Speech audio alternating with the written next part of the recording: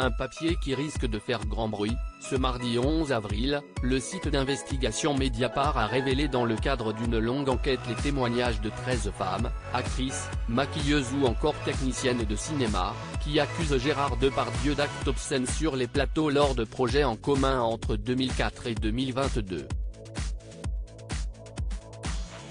Des allégations graves d'agression sexuelle, qui ont immédiatement fait réagir l'acteur de 74 ans. Ses avocats, notamment, ont fermement nié toute dérive. Gérard Depardieu dément formellement l'ensemble des accusations susceptibles de relever de la loi pénale, ont-ils répondu à Mediapart, qui avait sollicité leur réaction. Le comédien de 74 ans, quant à lui, s'était déjà dit opposé à toute forme de violence, qu'elle soit verbale, physique ou psychologique dans le cadre d'une autre enquête fin 2020. En effet, accusé par la comédienne Charlotte Arnoult de viol et agression sexuelle à son domicile parisien, il avait été entendu par la police et avait finalement été mis en examen par la justice. Il reste en attente de son procès.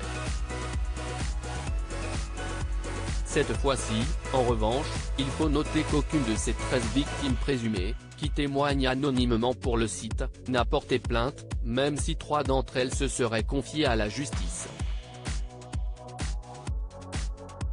Propos obscènes et mains dans la culotte. Elles décrivent cependant un même mode opératoire, selon le site, qui aurait notamment consisté à poser ses mains dans la culotte, à l'entrejambe, sur les fesses ou sur la poitrine.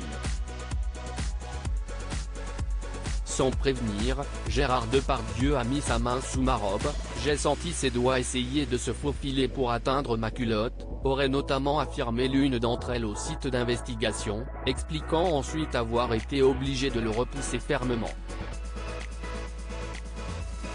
Tout aborde également des propos obscènes délivrés à ses collègues.